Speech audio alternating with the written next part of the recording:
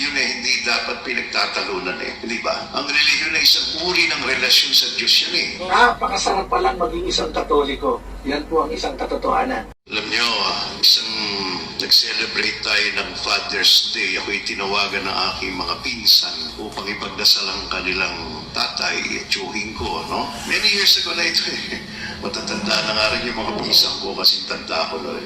Nung araw ko, meron akong tiyuhin. Ito ang tiyuhin ko ito na ang galing sa Biblia. At hindi lang Biblia sa ulado. Pati yung pasyong mahal. Alam niyo yung pasyong mahal? Kabisado niya yan.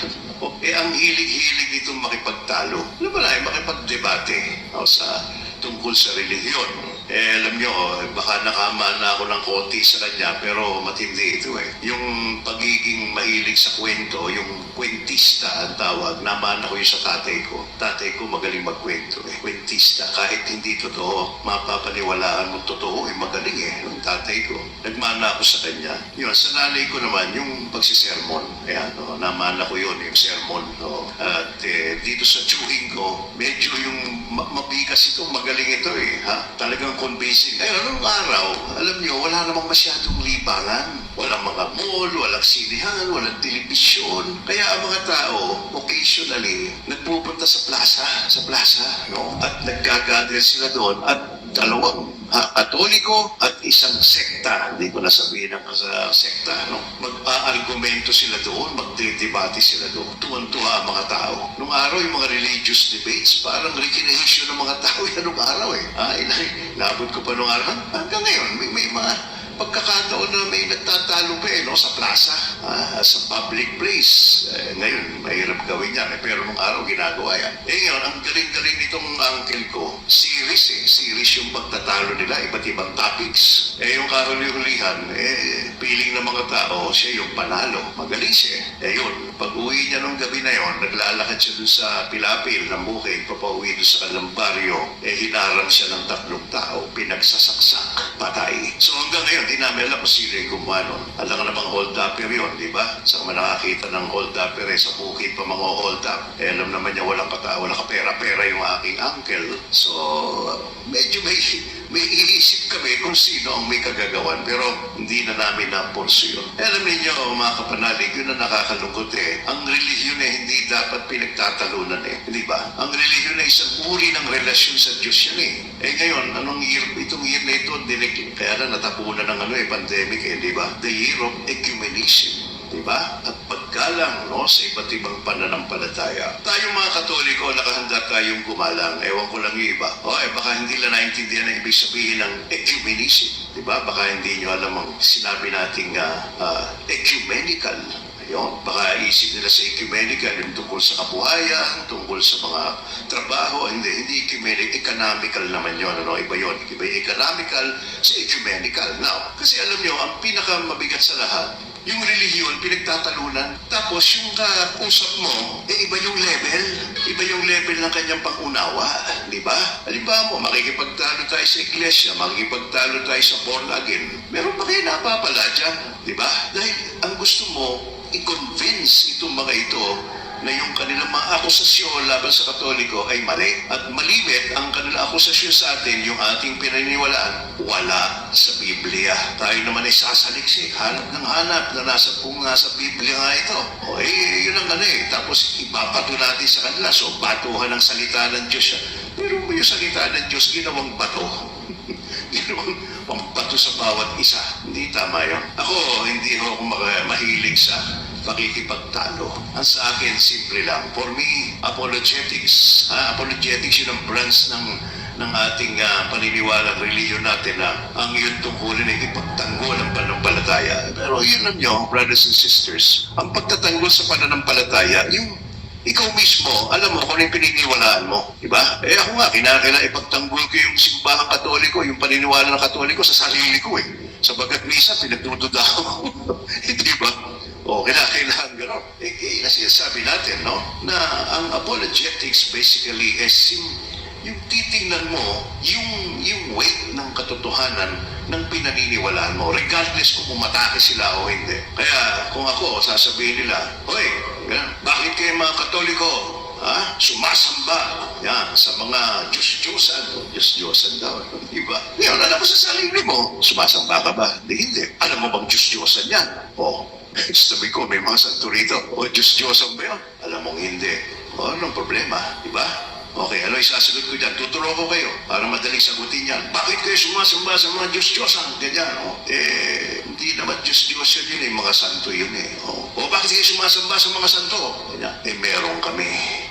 May mga santo kami. Kayo, meron ba kayo? Wala. O wala naman pala. Anong problema nyo? Di ba? Ba't kayo mga Katoliko nagro-rosaryo? May rosaryo kami. Meron kayo? Wala. O wala naman pala. Anong problema nyo? Ba't nangungupisan kayo sa mga pare? Yan. May pare kami. Wala kayo eh. Pastor lang kayo. Ministro lang kayo eh. Sorry na lang. May pare kami. Kaya mangungupisan kami. O, saka yung mga pare namin magagandang lalaki. Mga ganyan, di ba? O, yan ay kasama sa argumento yan eh. O, kaya sinasabi natin, yun lang nasagot ko, meron kami. Wala kayo eh. O, kung gusto yung magkaroon, dito kayo. Di ba? Ganun kasimple. Bakit ka makikipagdebate na gusto? Iba yung level nila sa level natin. Makikipag-argumento ka tungkol sa simbahan, etc., etc. Iba yung pananaw nila ng simba. Iba yung pananaw ng kaligtasan. Sa kanila, hindi kinakailangan ng gawa.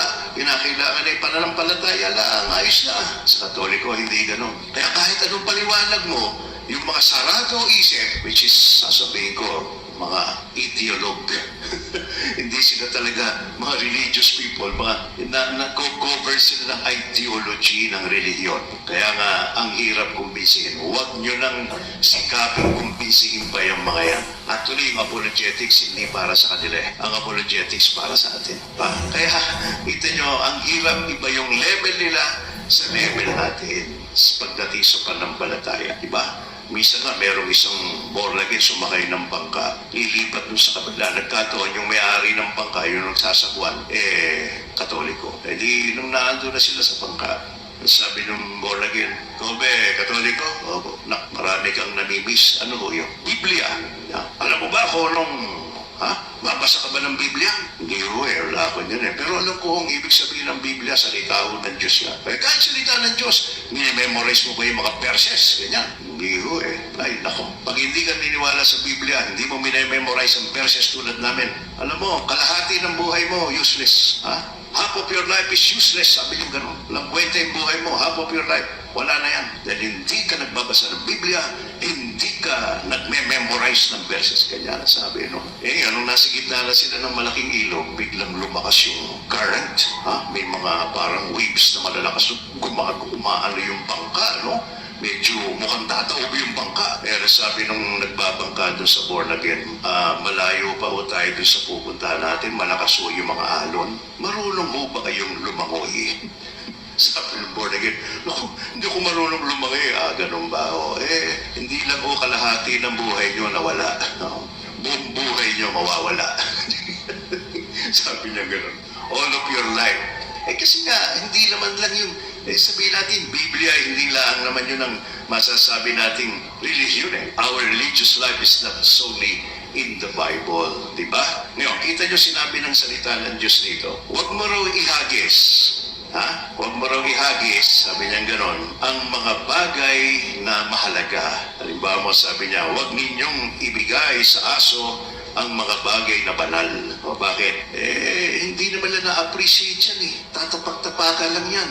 Tulad ng perlas. Huwag mo nang ibigay ang perlas sa mga baboy. Aani ng baboy yan. Pero sa atin, mahalaga, yung perlas, bibigay mo sa mga baboy. Yung bagay na banal, bibigay mo sa mga aso. Diba? Mahirap makipag-argumento sa aso. Diba? Diba nakaka-argumento sa tinitirahan ko, Diyos kumawi. Hindi na ako nagja-jogging. Hindi na ako nagja-jogging sa umaga. Hindi man jogging, brisk walking lang. Kasi paglingon ko sa likod, mga 7 aso yung nakikipag-brisk walking sa akin.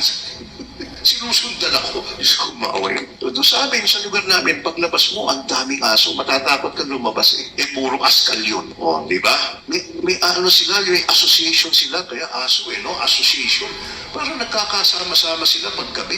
Nakakatakot maglakad sa gabi ron. Isa lang ang tumahol doon. Nako. Mahirap makipag-argumento. Hindi ko makainaan mga aso. Ganyan, di ba? Ang hirap yan.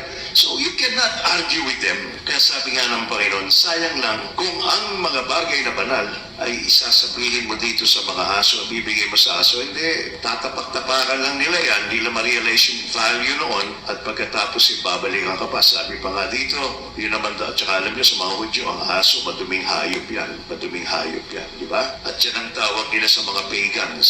Tawag nila sa mga pagans, aso. Ako ba'y tuta? No? Sabi ng Panginoon, naalala nyo, nung lumapit yung isang babaeng yung anak ay may sakit, yung babae ay pagano, Syrophoenician, mihingi ng tulong sa Panginoon. Ano sabi ng Panginoon? Hindi nararapat na ang tinapay para sa mga anak ay ibigay sa aso. Diba? So yun ang tawag ng mga Hudyo sa mga pagano. So sabi ni Lord, it's useless giving these holy things dahil hindi nila ma-appreciate yan. Diba? Hindi nila ma-appreciate yan. At huwag ka magagalit kung di ma-appreciate ng aso yung mga banal na bagay. Ganon din, perlas. Yahagis mo yung perlas dun sa mga baboy. O kunwari, may nakonsunadahan kang baboy, gandang-ganda ka, gusto mong ligawan. O binibigyan mo ng perlas, ma-appreciate pa yan ng baboy, baboy yan. Diba? Kaya sabi, tatapak-tapakan lang ang perlas. Alam niyo sa Biblia, ang ibig sabihin ng perlas, no? It's a gift from God, it's a symbol of the gift of God, signifying wisdom, katalinuhan. Kaya huwag tayo magsayang ng panahon sa mga ito, sapagkat marami tayong dapat pag-aralan. Malalim ang pananampalatayang Kristiyano, pananampalatayang Katoliko, malalim yan, mga kapanalig. Kaya huwag nating sayang yung panahon natin. Halimbawa mo itong mayor ng New York, si Cuomo ko yan, si Cuomo. Kumanda yung nag-level, tawag dito, nag-level yung curve nung kanilang ng COVID-19. Alam mo, masaya siya. Sa isang press conference, sinabi ng mayor ng New York, alam niyo, sabi, we have successfully, sabi niya gano'n, managed the curve of the COVID-19 cases, sabi niya gano'n. At alam niyo, yan, dinagdag niya, and God has nothing to do with it. Kung naman sabihin niyo si Raulong ito, wala naman sinasabi, wala naman nagsasabi sa kanya dahil sa Diyos yan, dahil siya mismo nagsabi, and God has nothing to do with it. Ayan, wala naman nagsalita siya. Ano ngayon sa New York? May curfew. Bakit may curfew sa New York? Yun ang center ngayon ng bakbakan ng mga itim at saka ng puti. Sabi natin God has nothing to do with it. Useless makipag-argue sa mga ganyan. Ako hindi ako makipagtalo sa kanya. Dahil useless. You cannot convince a person who doesn't even recognize God ba? Kaya, yun na nga, do not give those things that are valuable to dogs, ganyan, etc. At merong ibang hindi nakakaunawa. Sino ba yung congressman na gustong tanggalin yung mga krus-krus sa hospital? Gusto itanggalin yung mga krus doon. Ayun si Representative Marcoleta. Ano sabi niya? Tanggalin yung mga krus sa mga hospital. Sabi ni Marcoleta. Kung si Marcoleta na lang kaya tanggalin natin, mas madali ba? No, Dahil ang daming krus sa lahat ng hospital, may krus kahit ang PGH, public hospital yan, meron tatanggalin mo lahat yan, ang dami-dami, effort pa yan. Si Marcoleta na lang tanggalin natin, isang tao lang, di ba? Pagka ganyan, huwag na natin pagpapatulan niya, ayokong patulan. Pero sasabi natin, no? Kasi nga, mga kapatid, sabi ng Ebanghelyo rito, pumasok kayo sa makipot na pintuan. Dahil marami ang gusto yung maluwag na pintuan. Alam nyo, yan ang problema Maraming Katoliko na iinganyo sa ibang sekta. Bakit? Sa born again. Bakit? Sabihin ko sa inyo sikreto. Hindi sa Biblia, hindi sa mga aral. Marami tayong aral May katisismo tayo, may tradition tayo Hindi doon Umilipat sila sa ibang sekta. Bakit? Kasi madali. Maluwag ang pinto. Sa kanila, tama rin pataas na. Accept Jesus Christ as your Savior. Ayos na. Confess Jesus Christ that He is your Savior. Tapos na. Ang simbahang Katoliko, may katisismo pa, may kung ano-ano pa, may mga tradition pa, etc. Napakadali nun. Accept Jesus Christ. Attend ka lang, misa sa isang linggo, pataas-taas ng kamay, patalon-talon, hallelujah, praise the Lord, ganyan. Air condition yung mga lugar nila, ayos. Tapos na ang relihiyon. Napakadali ng relihiyon. Sa Katoliko, may Semana Santa pa, may kung ano-ano pa, may kung mga prosesyon pa, may kumpigisal pa, ganyan. Ang daming demand ng simbahang Katoliko. Ang hirap, makipot na pintuan, dito na lang tayo pumasok sa maluwag na pintuan. Most of these religions na bago ngayon, na naa-attract yung mga Katoliko, lumilipat yung mga Katoliko. Ito yung mga relihiyon na, di ba? Madali. Sabi ko nga, patalong-talong ka lang, ganyan pa, aleluya ka pa lang ganyan, patumba-tumba ka kunwari, ganyan, ayos na, ligtas ka na. Alam niyo mga kapanalig, ang relasyon sa Diyos hindi madali, maniwala kayo. Kaya ang pagpasok sa langit hindi madali. Kaya nga, yun ang sinasabi natin na sinabi ng Panginoon sa ating Ebanghelyo na totoo, mayroong iba't ibang pananampalataya. Meron namang ibang pananampalataya na marunong kumalang. Marami akong alam na mga born again ay never kang makakarinig na tinitira ang simbahang Katoliko. Bigyan na ako ng halimbawa, yung CFC ba yun? CCM, ayun, CCM. Yung isang pastor doon, estudyante ko. Sa UST. Biro ba yan? Bad influence siguro ko, kaya pero ang galing nila. Wala ka pa rinig na pagtira simbahang Katoliko. Pero merong mga talagang sekta na naimbento, nalikha, na found simply for one purpose, to destroy the Catholic Church. Pagka gano'n ang sekta mo, mahirap makipagtalo dyan. Diba? Mahirap makipagtalo dyan. Kaya sabi ko, tama sinasabi ng Panginoon, huwag tayong magsayang ng panahon sapagkat mas marami pa tayong dapat gawin, di ba? Ang apologetics, meron tayong programa rito, no? Di ba? Apologetics. Ang purpose nila hindi para bakbakan itong mga sekta na ito. Otherwise, bumababa tayo sa level nila. Ang purpose ng programang ito para linawin sa atin kung ano talaga ang laman ng ating pananampalataya. Maraming mga religion dyan na peke. Fake. Puso ng fake news, fake ganyan. Di ba? Pati yung mukha fake. Di ba? Kita mo. Alam ko, live tayo ngayon. Huwag niyo akong pe-face up, ha? Sasapakin ko kayo, ha? Gagawin niyo akong babae, sapakin ko kaya kayo, ha? Okay na sa akin yung filter. Okay na yung filter, no? Pero ngayon maraming peki-peki, no? Alam niyo, paano malalaman ng isang pananampalataya, isang sekta ay peke? Simple lang. Tulad ng kaibigan ko, sabi ko sa kanya, yung sa bangko, sabi ko sa kanya, kayo ba mga taga-bangko merong seminar, ganyan, meron ba kayong pag-aaral para malaman kung ano yung peke na dollar? Kasi maraming peking dollar at saka pera, no? Sabi ko, para malaman nyo kung anong peke, pag-aaralan nyo siyempre kung ano yung fake na dollar. Sabi niya, hindi, Father, never naming pinag-aralan ang itsura ng fake dollar. Sabi ko, paano nyo nalaman fake? Ang pinag-aaralan namin, Father, na masusi yung totoong dollar. Dahil pag pinag-aralan namin yung totoong dollar, Father, isang tingin lang namin sa fake, alam na namin fake. Di ba? So, pag-aralan mo yung fake, pag-aralan mo yung totoo.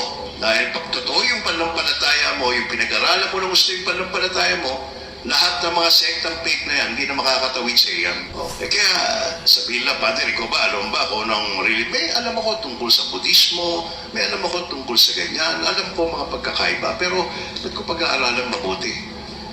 Diba, pag-aaralan ko mabuti, yung pananampalataya ko, para pag pumasok ang mga kanilang mga paniniwala, alam ko na mali. Kasi alam ko yung totoo. So yun ang ating pagbigyan ng pansin. Yung pag-aaral ng totoo, nating panampalataya. Marami pa tayong dapat pag-aralan. At makikita niyo ang pagkakaiba. Diba? Minsan nga, meron isang tatlong ministro, nagkukwentuhan sila. Oy, mga pare ko, mga bro, paano ba niyo isang protestante, isang tawag dito, isang protestante, tsaka meron pa dalawa silang protestante, isang katoliko, pare. Sabi niya, paano niyo hinahati ang koleksyon ninyo? Paano hinahati ang koleksyon? Sabi ng isang protestante, ako, ganito ginagawa ko. Guguhit ako sa lupa ng bilog. Yahagis ko lahat ang koleksyon doon sa taas. Lahat ng babagsak doon sa circle, doon sa bilog, sa Diyos yun. Yung nasa labas ng circle, akin yun.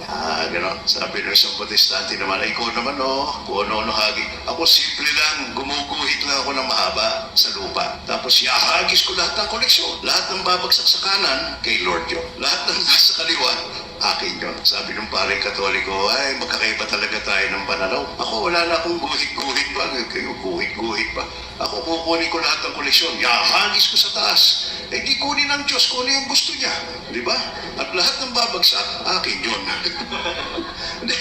Di ba? Di ba yung may pagkakaiba tayo, siyempre. Subalit, huwag nating sambahin yung pagkakaiba. Ang ating pagkukulan ng pansin ay yung pagkakaisa natin at yung sarili natin. Sabi ko nga, the only way to know what is false is to know the truth. And the truth will set you free. Okay, who founded the Catholic Church? Jesus.